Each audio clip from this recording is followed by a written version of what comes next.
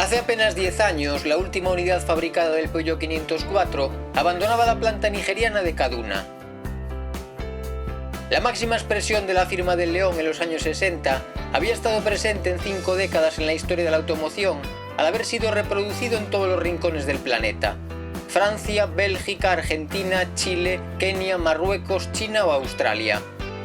De las 3.700.000 unidades fabricadas de esta prolífica familia mundial, poco más de 50.000 berlinas lo fueron en España, donde el 504, el primer Peugeot fabricado en nuestro país, salió de las naves viguesas de Citroën para cubrir el vacío entre su oferta de GS y CX. El coche de los notarios franceses llegaba aquí siendo lo que era en su país de origen desde hacía una década. Un coche muy serio.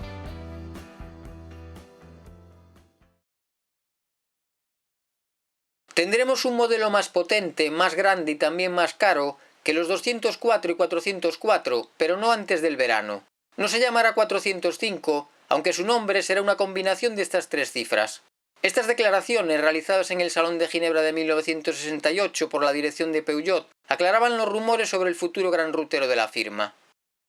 La primera foto oficial de la nueva cima del cuarto fabricante francés en 1967 por volumen de producción se publicaba poco después de las protestas del Mayo francés.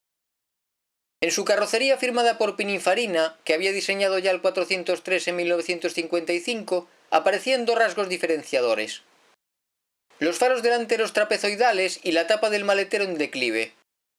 Este gran router europeo, potente, espacioso y confortable, se presentaba ante el público en septiembre de 1968 en el Salón de París con un motor de 1800 centímetros cúbicos alimentado por carburación o inyección. Por vez primera desde la posguerra, Peugeot ofrecía un León con más de 1600 centímetros cúbicos que disponía, como novedad, de 4 frenos de disco y suspensión trasera independiente. Será además el primer coche francés en contar con reposacabezas de serie en sus asientos delanteros. Comportamiento, frenada, confort y agrado en la conducción son rápidamente destacados por los medios, que le conceden el galardón de Coche del Año en Europa para la temporada 69. A comienzos de ese año, en el Salón de Ginebra, Peugeot muestra las variantes coupé y cabriolet del 504 con unas carrocerías salidas también de los estudios de Pininfarina, que serán, además, los primeros automóviles franceses en equipar, a finales del año 74, el motor V6 desarrollado conjuntamente con Renault y Volvo. En 1970, de nuevo en el certamen parisino, aparece una de las versiones más exitosas de la gama: el diésel de 2100 centímetros cúbicos y 65 caballos, mientras que las versiones de gasolina aumentan su cilindrada hasta llegar a los 2 litros, ofreciéndose como en el caso de sus predecesores en carburación e inyección. Para completar esta exitosa saga, a comienzos de 1971 se dan a conocer los familiares de 7 plazas y los Break comerciales de 5, todos ellos con una distancia entre ejes alargada en unos 15 centímetros y dotados de frenos de tambor en el eje trasero rígido. En abril de 1973 comienza a venderse en Francia el 504L, una versión marcadamente económica que retomaba la cilindrada de 1800 centímetros cúbicos y simplificaba su dotación para situarse entre los 404 y los 504 GLTI de 2 litros.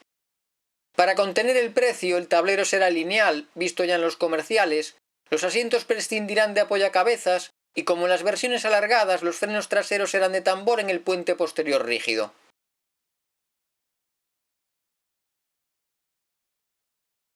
La compra de Citroën por parte de Peugeot, iniciada en el verano del 74, posibilitó la fabricación del 504 en la planta que la primera había levantado en la zona franca de Vigo hacía 20 años. Desde los primeros meses de 1977 se anuncia su llegada al mercado español, cuando se habían comercializado ya 1.600.000 unidades en Francia.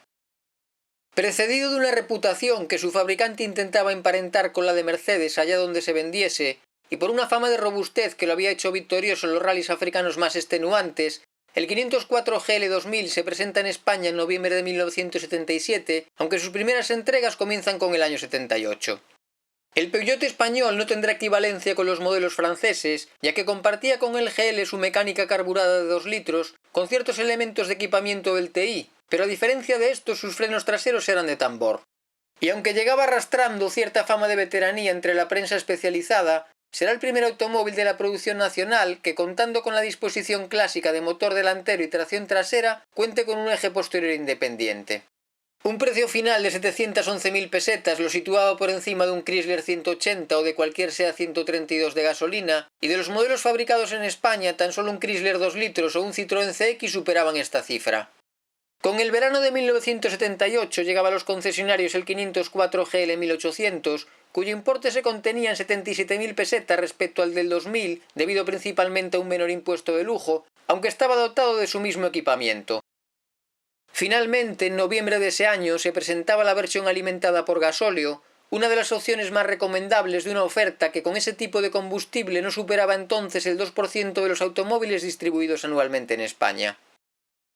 El Peugeot 504, que nos cuenta su propia historia, es un GL 1800 matriculado a finales de 1978, siendo esta versión la menos demandada por el público, con 7.025 unidades fabricadas de un total que rozó en Vigo las 54.000. En las elegantes y armónicas líneas conseguidas por Pininfarina en casi 4,5 metros, destacaron unos faros delanteros en forma de trapecio que crearían escuela y que al propio Sergio, hijo del fundador del carrocer italiano, parecieron recordar a los ojos de Sofía Loren. En el caso de los 504 españoles, incorporaban en su calandra la doble tira cromada presente en los modelos galos desde finales de 1976. Por el contrario, la parte trasera fue más controvertida en un comienzo debido a la caída en su tercer volumen y a las pequeñas ópticas en forma de boomerang que no contarían con indicadores de marcha atrás hasta las versiones para la temporada 74. Como toda la gama nacional desde octubre de 1978, nuestro 1800 está dotado de unos tapacubos plásticos sobre sus llantas de 14 pulgadas. El habitáculo de los 504 españoles había sufrido la lenta evolución de una década, en la que la palanca del cambio había abandonado la caña de la dirección y el freno de mano se había posicionado entre los asientos, eliminándose la cajonera de las primeras unidades. Se conserva el interior totalmente acolchado, con sus mandos incrustados fuera del alcance de los ocupantes en caso de choque. El considerable espacio longitudinal, consecuencia de los 274 centímetros de distancia entre ejes, contrasta con su relativa estrechez, siendo superada su cota transversal por los más modestos SEA 131 o Chrysler 150. Los asientos delanteros, desarrollados en colaboración con Renault como parte de los acuerdos técnicos de 1966, cuentan con reposacabezas integrados en los respaldos y una vez abatidos estos podía convertirse el interior en una auténtica cama. El salpicadero conserva las tres esferas del diseño primitivo, en las que se incluye el cuentarevoluciones propio de los TI franceses, acompañado de tres cuadrantes que indican la carga de la batería, el nivel de combustible y la temperatura del líquido de refrigeración. En su parte central se sitúan unos ingeniosos deflectores extensibles que permiten dirigir el aire exterior hacia el cristal o el habitáculo. La dotación de serie incluye además luneta térmica, intermitentes de emergencia, cinturones delanteros enrollables, guantera iluminada con cerradura, reposabrazos en las plazas traseras y pintura metalizada. Tan solo el techo corredizo manual, disponible por 15.000 pesetas franco-fábrica, figuraba en la lista de opciones, aunque en Francia los TI contaban con elevalunas eléctricos y dirección asistida a partir de 1975. Para el portamaletas, Peugeot declaraba un volumen total de 546 litros, presentando unas formas plenamente aprovechables. La rueda de repuesto se aloja debajo del maletero y para liberarla se debe actuar sobre un tirador interior, no siendo necesario retirar el equipaje en caso de sufrir un pinchazo. El motor del 504 es una evolución del que equipaban los 404 desde 1960. Como en estos, cuenta con un cigüeñal de 5 apoyos y se encuentra inclinado 45 grados a la derecha, proporcionando una excelente accesibilidad a todos los órganos mecánicos. El árbol de levas gira en el bloque, pero dos ejes de balancines situados en la culata de aluminio hacen que las cámaras de combustión sean hemisféricas. Este propulsor de 1.796 centímetros cúbicos, cilindrada original del modelo francés, cuenta, a diferencia del GL 2000, con un carburador monocuerpo y starter manual, mientras que su relación de compresión de 7,5 a 1 permite el uso de gasolina normal. Las modestas cifras que desarrolla calcan las del vecino 504L, 79 caballos DIN a 5.100 vueltas y un par máximo de 14,5 kg a tan solo 2.500 giros por minuto. Los 1.230 kilos de legendaria robustez hacían que las prestaciones fueran discretas una vez que el 1800 salía a la carretera, aunque suficientes para la mayoría de potenciales usuarios, con unos consumos oficiales que aumentaban ligeramente respecto a su hermano de 96 caballos. El resto de los elementos mecánicos siguen la tónica de solvencia del modelo francés. La dirección de cremallera, accionada por un volante de gran diámetro, es precisa, pero exige nada menos que 4 vueltas y media entre topes, lo que hace su manejo bastante lento. La caja de cambios de 4 velocidades sincronizadas cuenta con los mismos desarrollos que la versión de 2 litros, y como en esta, transmite su giro al diferencial hipoide mediante un árbol de transmisión situado en el interior de un tubo hueco. La suspensión delantera recurre a columnas McPherson, vistas ya en el 404, y en el eje trasero motriz las ruedas independientes están articuladas sobre amplios brazos longitudinales y muelles helicoidales.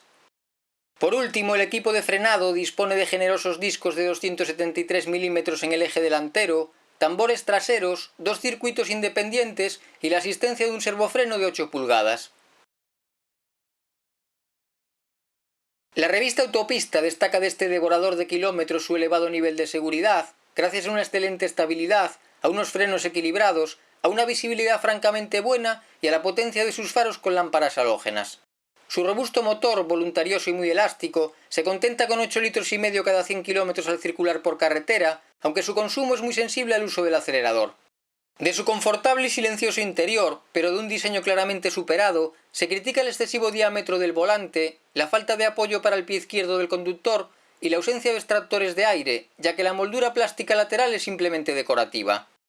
Velocidad ensaya también en el verano del 78 este automóvil de prestaciones discretas, equivalentes a las de un SEAT 124, pero de un gasto soportable, señalando como notables la precisión del cambio, el contenido balanceo de la carrocería, la voluntad del motor para tirar en directa desde menos de 40 km por hora y la disminución del consumo respecto a la versión de 2 litros. Los reproches vuelven a referirse al habitáculo, con una instrumentación de escaso tamaño y ciertos fallos en su terminación.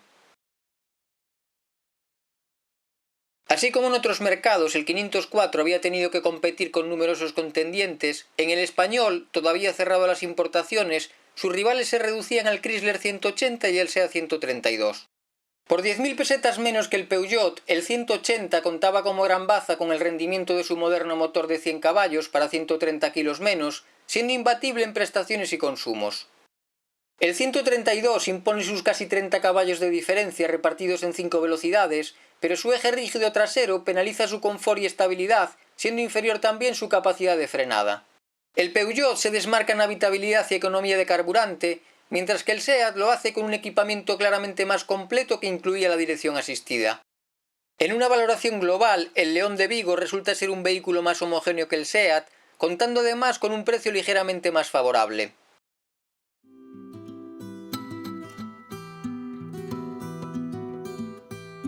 En el año 2006, la mirada menos cinematográfica de Sophia Loren, la que había brillado también en todos los confines de la Tierra, se apagaba en el centro de África.